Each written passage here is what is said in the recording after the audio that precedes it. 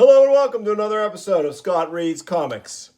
Today I'd like to cover Conan and the Songs of the Dead, number 2, published in 2006 by Dark Horse Comics.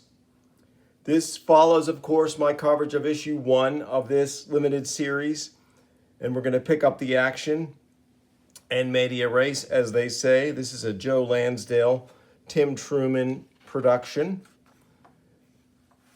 Digging in, I just wanted to read this brief little addendum that they have to the Nemedian Chronicles, which we know, of course, starts, "Know, O Prince, then in an age undreamed of, shining kingdoms lay spread across the world like blue mantles beneath the stars. Hither came Conan the Cimmerian, black-haired, sullen-eyed, sword in hand, a thief, a reaver, a slayer. Many seasons as a mercenary and pirate were behind him as he traveled into the Stygian wastes to win what wealth could be pried from the burning grasp of that accursed land." So really great little weaving this new bit at the end into the what we know already to be the Nemedian Chronicles. And this is, of course, the title, Conan Songs of the Dead, number 2, is titled Ring of Fire. Joe Lansdale script, artist Tim Truman, color artist Dave Stewart, letters Richard Starkings and Column Crafts, Jimmy Betancourt, cover artist Tim Truman, designer Darren Fabick, assistant editors Matt Dreyer and Dave Marshall, editor Scott Alley, publisher Mike Richardson. So Conan had just, at the end of the previous issue, I'll quickly show, he had, this djinn had promised him their prize, which was this powerful horn artifact. But he, of course, had to satisfy her, and does. But as she once again becomes ephemeral, the tomb's guardians awaken. So that's where we are. Awesome splash page here with his inset rectangular panel. The colors are brilliant in this series. Of course, this is Tim Truman, I think, at his sharpest. There are different levels of Tim Truman, and we're really getting a very high quality, high density version of Truman's artwork in this series.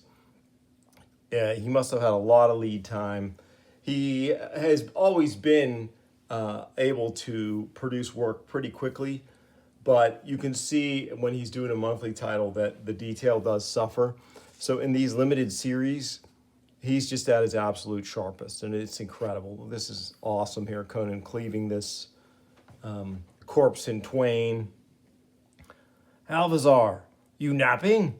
And actually Alvazar was Conan's companion. "You've stirred up the neighbors. You cannot be left alone for a moment without getting into trouble." "What can I say? I'm playful." And again, we have kind of the buddy comedy repartee between those two, and I like it. And I should add that Conan is mostly naked during this fight, as we can see here, as they fight off the Tomb Guardians, and then the djinn appears again in a great little panel here. We can see Conan is pretty much battling boots, and that is all he's wearing. "You lied to me. Your brain is small, Conan of Cimmeria. Finally, someone who agrees with me." "I did not lie, Conan. The ring is here. It is yours. It merely required a bit of effort." So after a fashion, she does hold to her word. And we have a very foreboding guardian here that's wearing the ring. Conan reaching, and he's grabbed by it, of course. Great. I love these jewel red eyes, these burning red eyes. Awesome colors here by Dave Stewart. "Damn the dead. They are always trouble. He was a king once. Now he is the ring's last guardian." Alvazar looking on, really cool. "Perhaps I should return to my nap."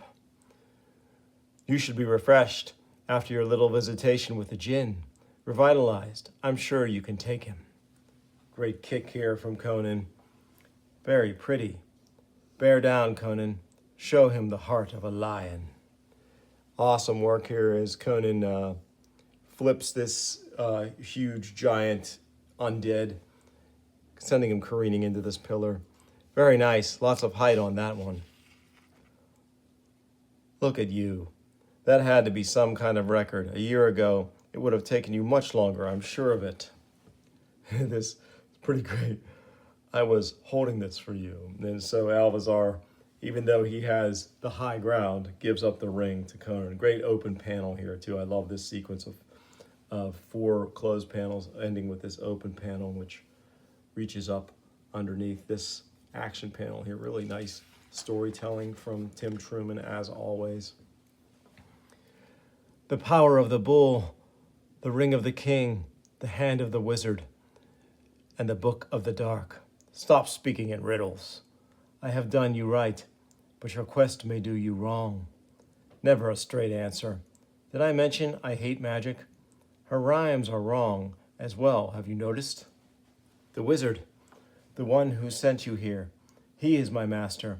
Only he can free me, but he cannot set foot in this place, not without the demon root, the golden ring, the wizard's hand, and the book. Ah, but you no longer have the ring. We do. I do. When the items are all together, the world changes and I go free. Not my problem. Did I not bring you pleasure? The angry dead men took the bloom off the rose. There is much reward for the ones who unites the four. Reward? What kind of reward? So Conan, always looking for profit. The next angle. Our time here is near an end. I really do hate magic. I must hurry. The morning star is rising. The hand and the boon, Conan. To find them, follow the fall of the sun, and remember me, Conan the Cimmerian. Maybe you could just tell us where we should go and why. This is tremendous. Her departure through this almost tunnel of stone is really cool. Just imaginative, evocative storytelling.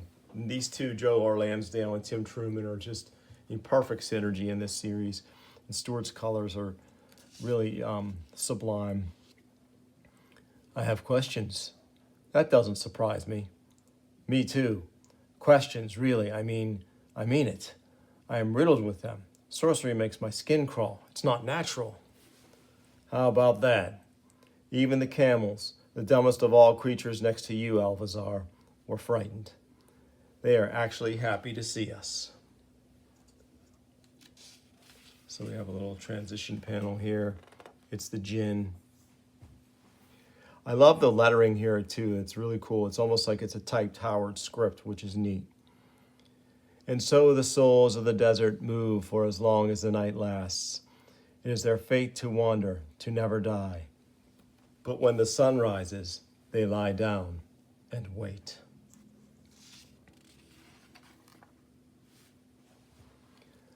I'm not all that anxious to find the hand or the book. Not since I've learned it was a wizard who hired me. Where is your sense of adventure? Seem to have misplaced it. The book would sell dear to this wizard, or any other, more than the 10 times promised you. How much more? As much as we ask, wizards have a way with money. And when we find the hand, what do we do with it?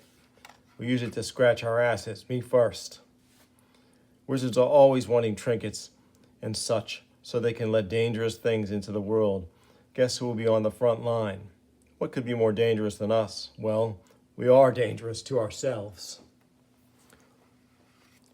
Sure we're heading west?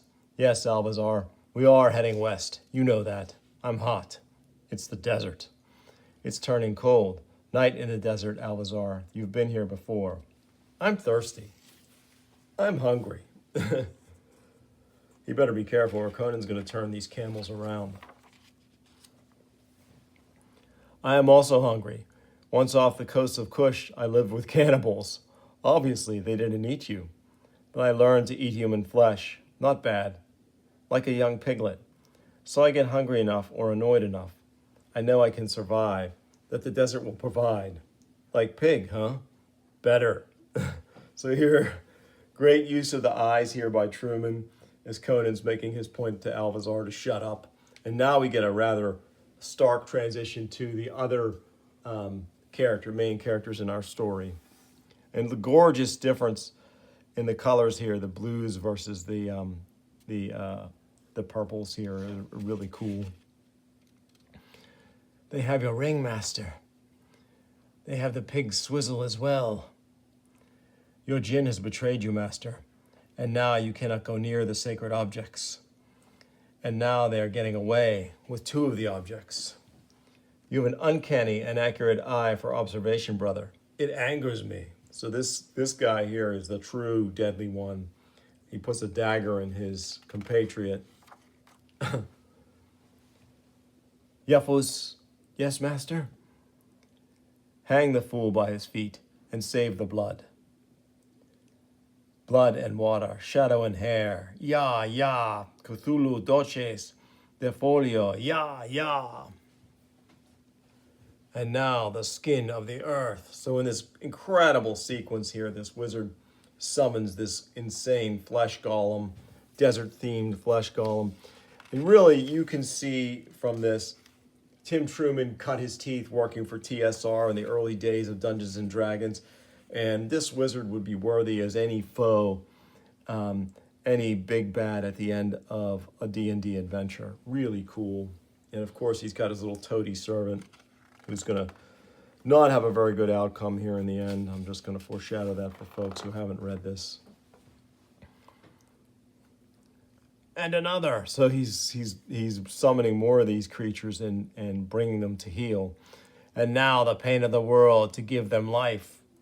All of you, arise, arise. Find the ones I seek. Kill them. Do they know where to go, master? How silly of me to ask. Of course, you have plans. Good plans. So here, Conan and Alvazar are going to join this caravan, and they meet some interesting caravaneers here. 2 men, one large, the other small. Is that not part of the prophecy? Sometimes riders are merely riders. Under a bright moon, in the desert dry, 2 riders will come, when the time is nigh. That is the prophecy.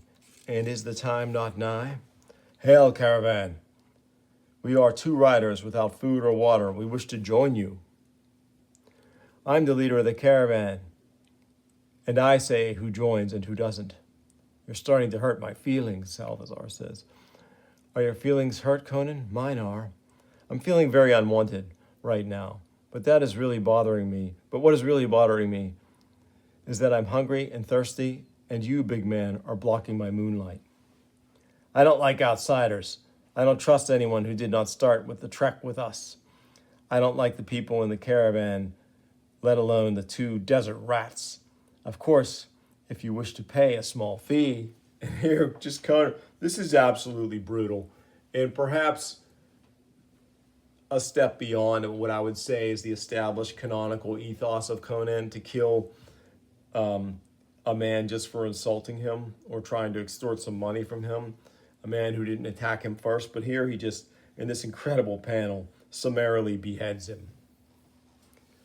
I do not like being told no.